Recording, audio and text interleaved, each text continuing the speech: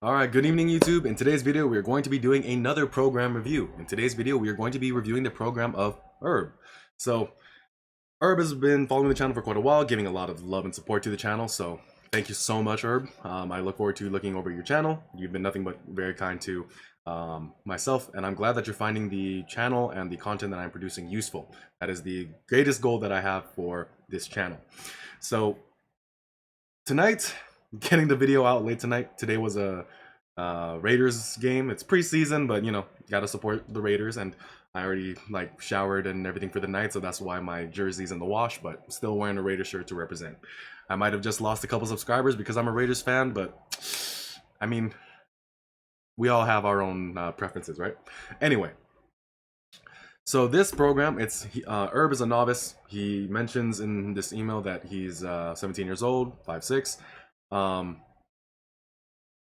And he says, I don't know if it's important to say, excuse me if it isn't. I mean, you'll get older, you might get taller, but the thing is that should always get bigger is your confidence, and your muscles. Yeah, confidence and muscles. Those are the two things that you should be able to build over time.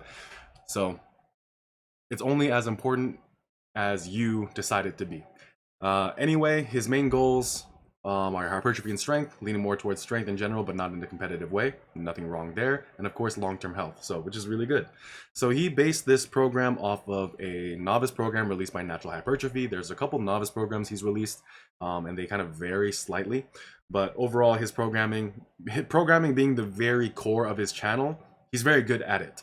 And I think he's one of the greatest sources of information on YouTube, and he actually is the reason why I decided to start my channel before I considered myself ready. I've tried to start a YouTube channel multiple times, and part of it was just like I felt like I didn't know enough, and I felt like I wasn't lean enough. I didn't know enough about content creation. And then I see this guy with the sick-ass physique and literally just using anime screenshots as YouTube thumbnails. I was like, that's what I would have done. So I was just like, let me start this channel. And of course, it would be hypocritical of me to not start the channel when I had the idea to, because you know the whole premise of my brand is start where you stand, not wait for perfect circumstances, and just start where you stand. Sorry for that tangent. Let's get into the actual program review. So 3 days: Tuesday, Thursday, Saturday, which is good for novice programs. I think novice programs should be about 3 days a week, just because 3 days a week is usually what people can put a lot of effort into, but at the same time be very consistent with. When you start increasing the days, 4 to 6 days a week, then it starts to become something a bit more difficult for most people, just because, you know, if it's 3 days out of the week, it's not as hard. But when you do 4 days of the week, there's only 7 days, and now you are working out for 4 out of the 7, meaning that the ratio is a bit higher, and that might be a bit harder for some people, and you would be surprised. So 3 days a week is a great split. It's going to be more than enough to build muscle. It's going to be more than enough to build strength.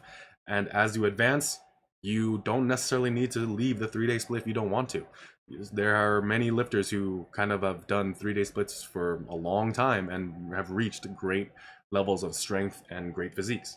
So 3-day splits is more than enough.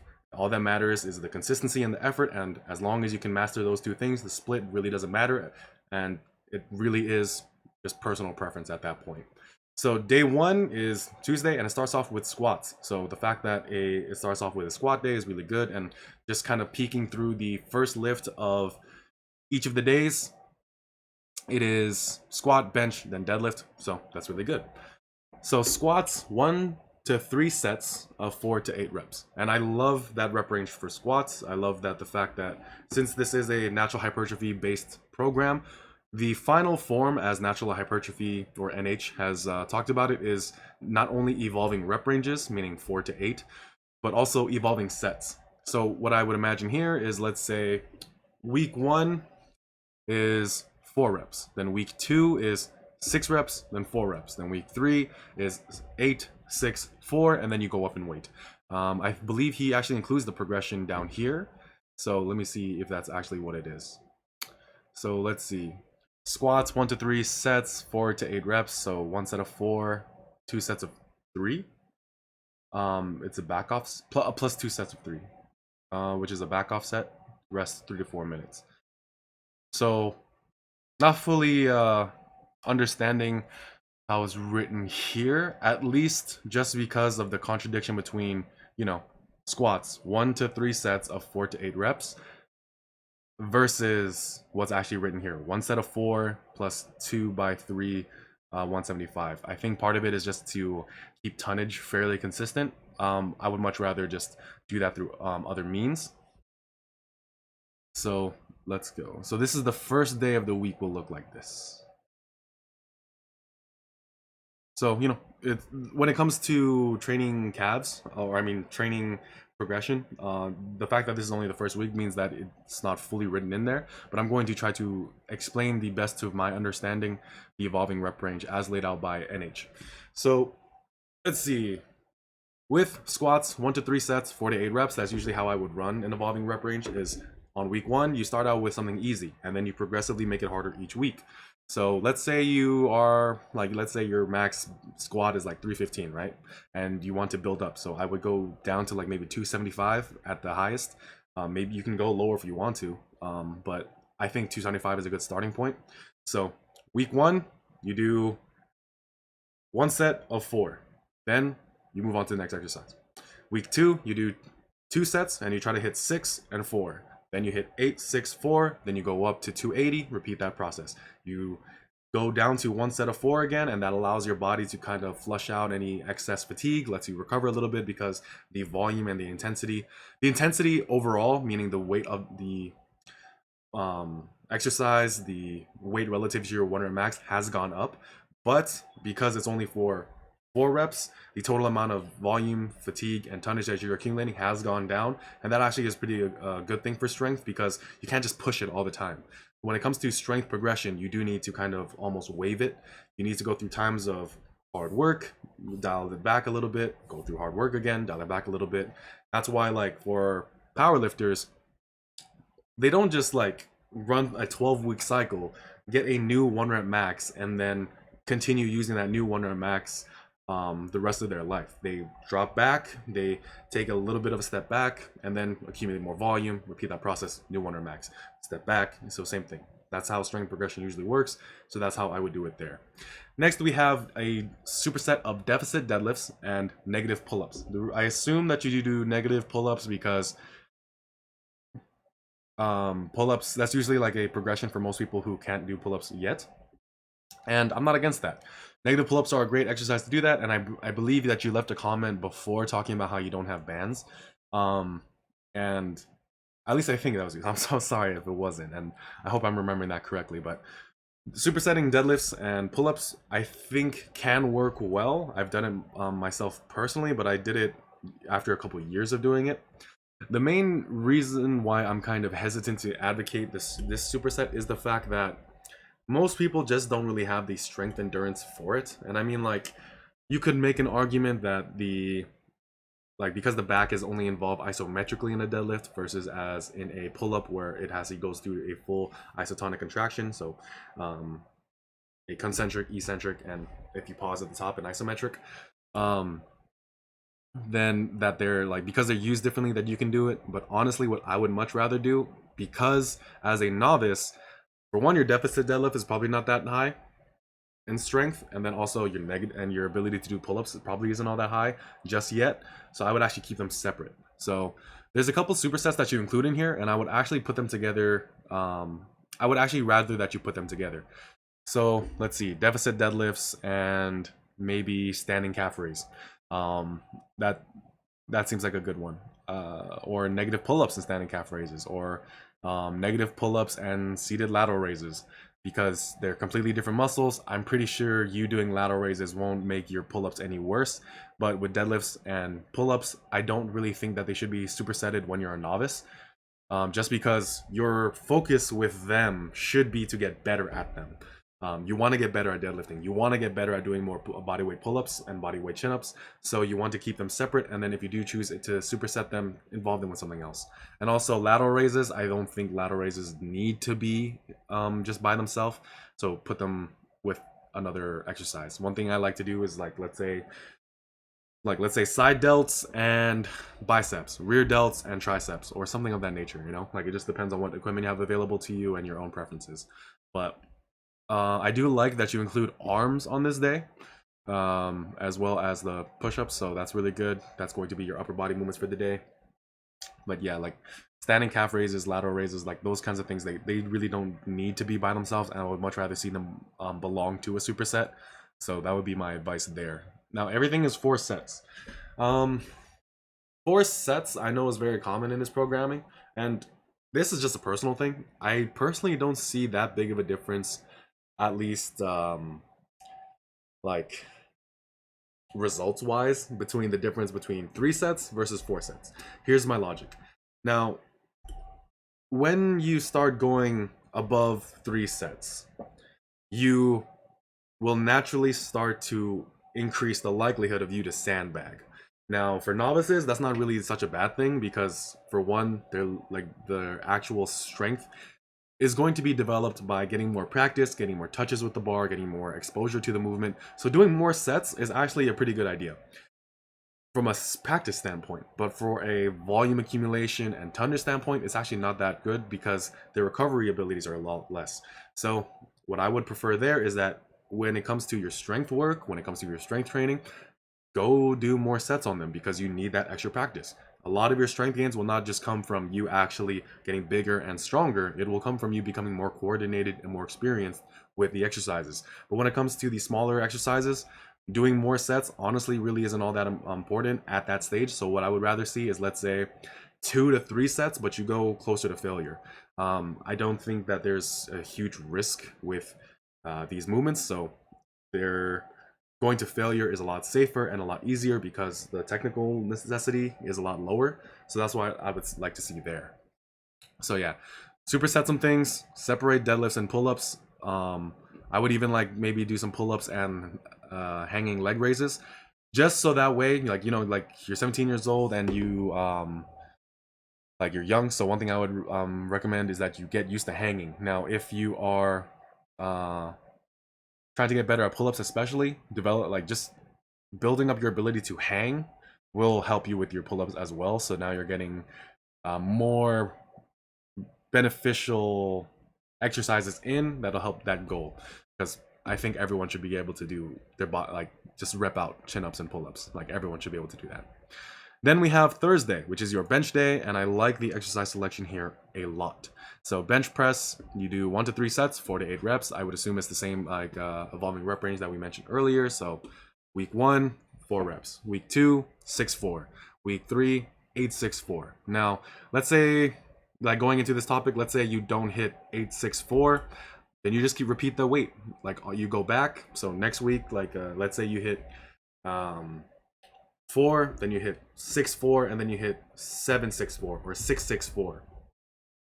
Then what I would do personally when I was running evolving rep ranges is I would actually just restart that process, go back to 1 set of 4, and hit 1 set of 6, and keep going until you get 8. That's one way of going about it. Like it just kind of depends on how you want to do it.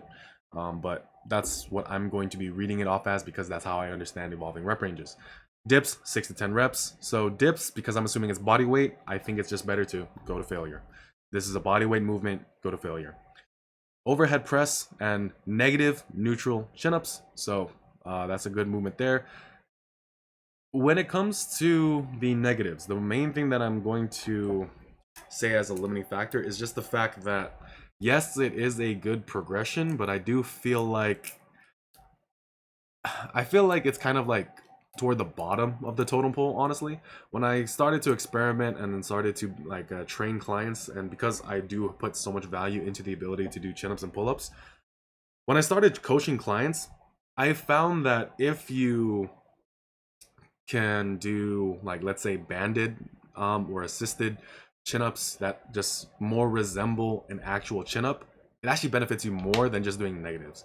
Like the ones who did bands versus the ones who just did negatives, totally different like levels of progression. I found bands to just be way more effective, and like we can always make an argument about how the bands should be set up. It honestly doesn't really matter in my opinion, but I just do think with the fact that you being able to use the band and it being able to help you, and you're then able to progressively overload it, because let's say you get a set of bands, and there's a set of bands on Amazon that's like 20-30 bucks, and it has like 4 different bands and they all have different tensions, and if you just like progress through them, so you start out with the heaviest, then you go to the lightest, then you move to the and you make that progression, right? You will make a lot faster progress than if you just did negatives. And I've seen that personally with a lot of my clients I've coached. So what I would recommend is start a lemonade stand, do whatever you can, that's legal and that is moral and that is you know, righteous, and try to get that 20-30 bucks, try to get that band if you want to actually get your pull-ups up. And when you're done with them, the bands can be used for a bunch of other things. So band pull-up parts, good for shoulder health, tricep extensions, like banded tricep extensions, bicep curls with a band, and all of that is going to be very useful. So I would recommend doing that. Then we have the Romanian deadlift, 4 sets of 8 to 12, and low cable rows. I love that movement. Prone rear delt raise, that's really good, and Pallof press. So this is like where you have it's like a core exercise, like an anti-rotation exercise. Standing calf raise and leg extensions. So I like that that's supersetted. Now, let's see what I would recommend here. So one thing I would really like to see, or would kind of recommend, is in most gyms, you can bring some dumbbells over to the dip station, like with very little hassle. And if you can do that in your gym, I would recommend you actually do that and replace low cable rows with, let's say, dumbbell rows. And then, or you can even do dumbbell rows, rest like 30-60 seconds, and then do dumbbell rows.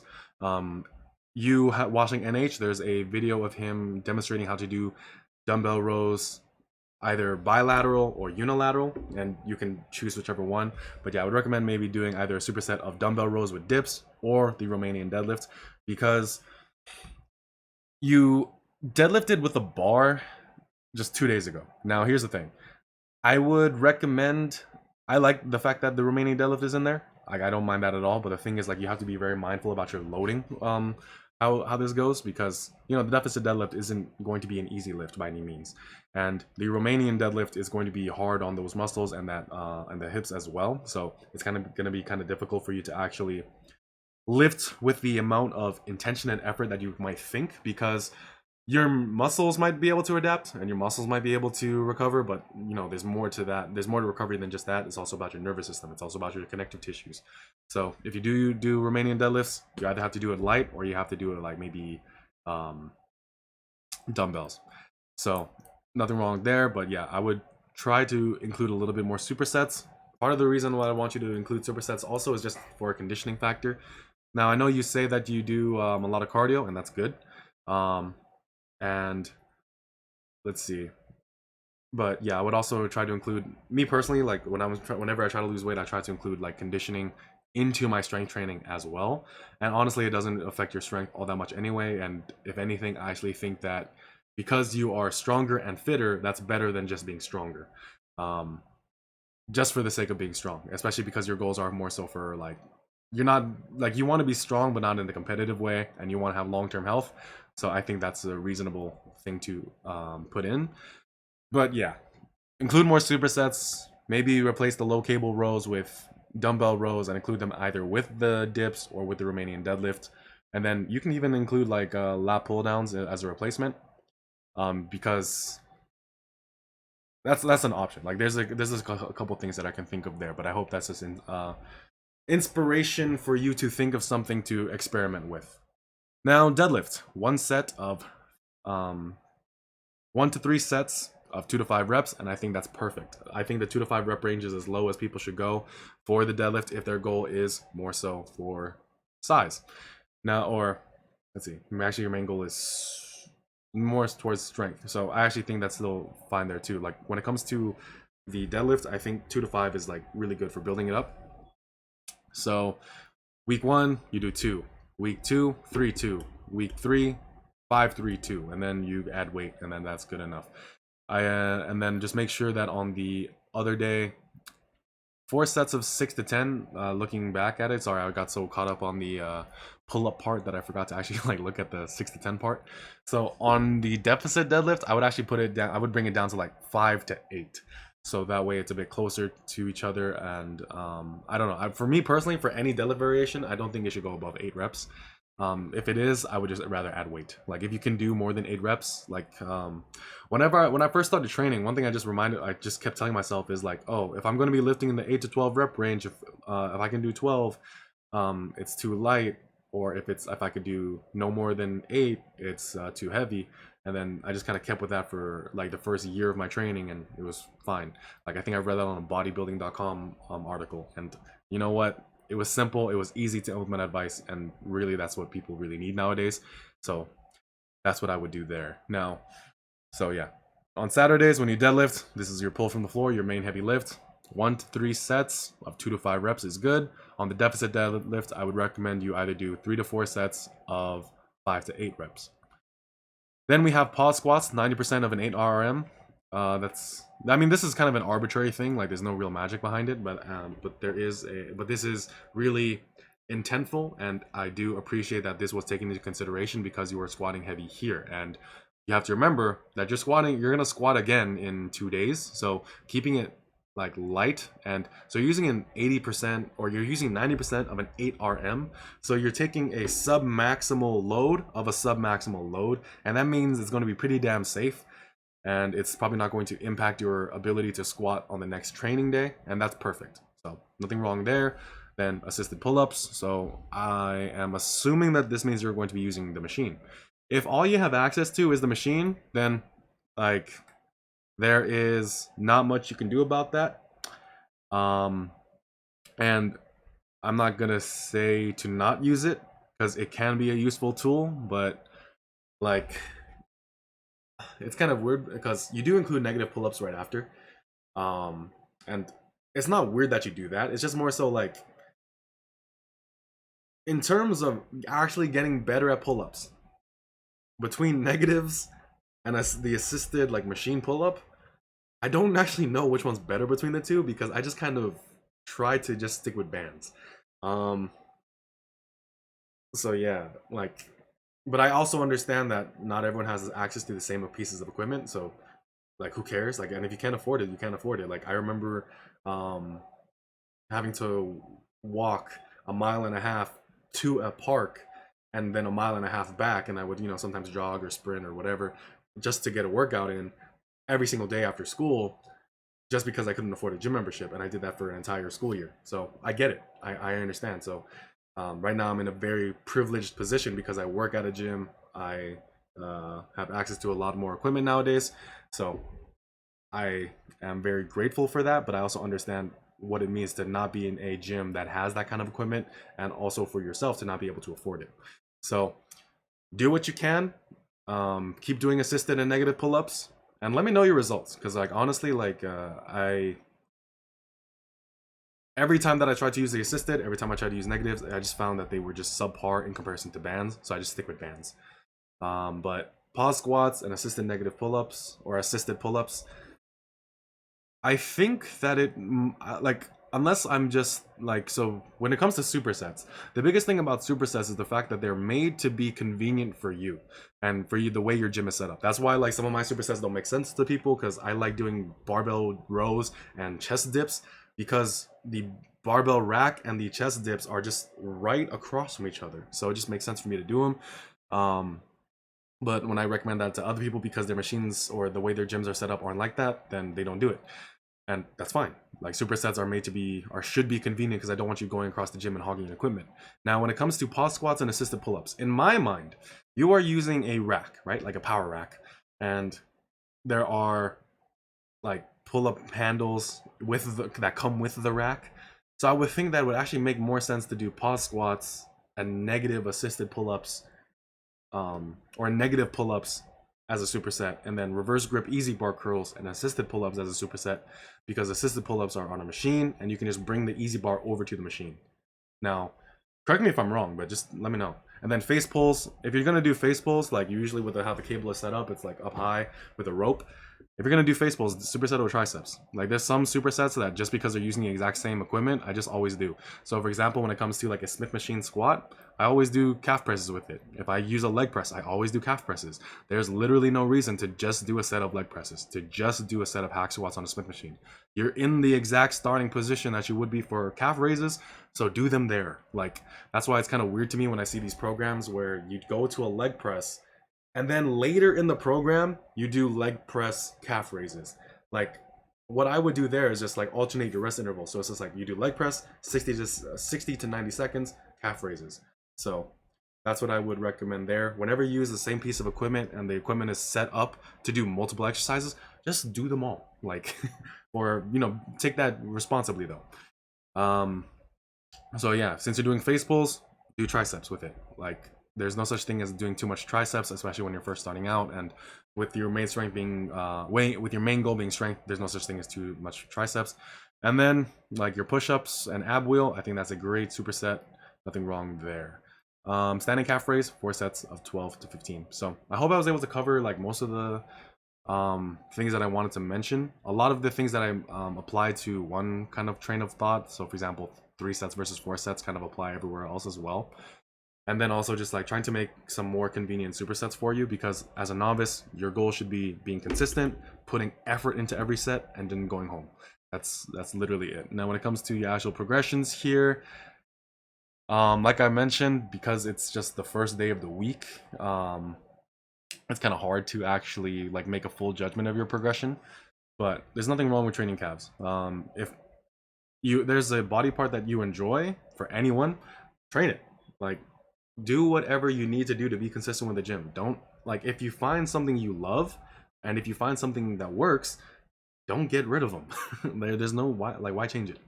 Like, it goes beyond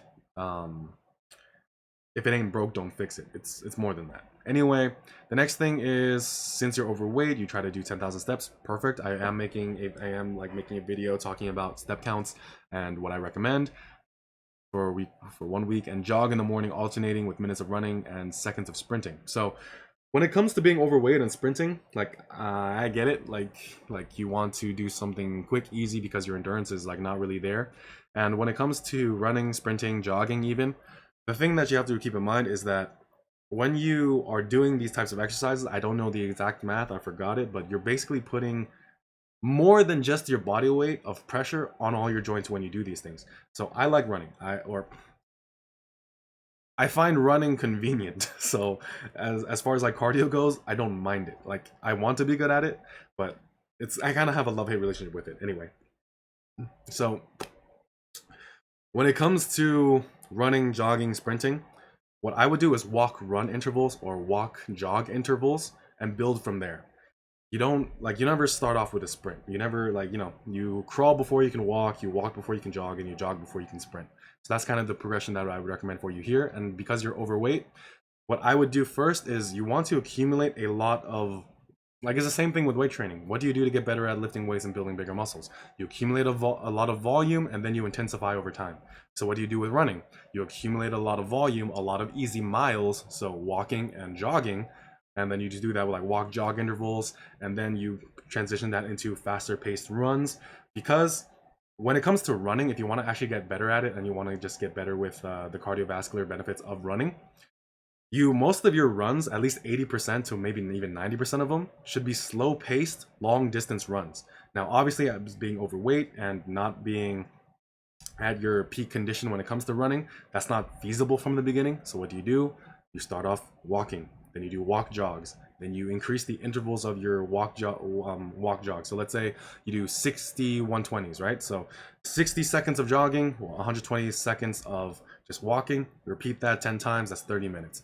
And then eventually you transition to like maybe 90 120, and then 120 120, and then you go the other direction. So now it's 120 90, 120 60, and then eventually you do like a 3 minute 1 minute thing, and then you kind of just build up over time. When it comes to cardio and conditioning, and with running especially, the way that you progress really isn't all that different. It's just the numbers are different, but but the mindset is still the same.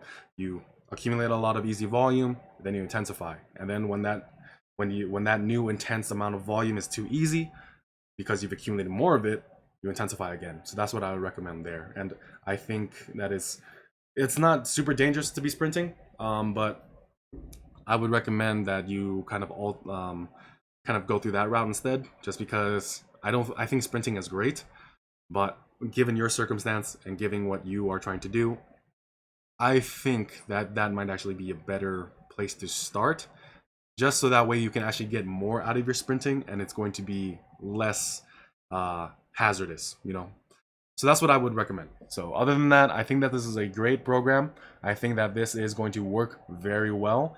Me personally, I have some like recommendations, but overall, there's nothing really horrible about this program. It's definitely one of the better programs I've reviewed, but there are some things that I would take into consideration when it comes to actually moving things around, moving around the volume, and just putting a little bit more effort per set rather than just doing more sets.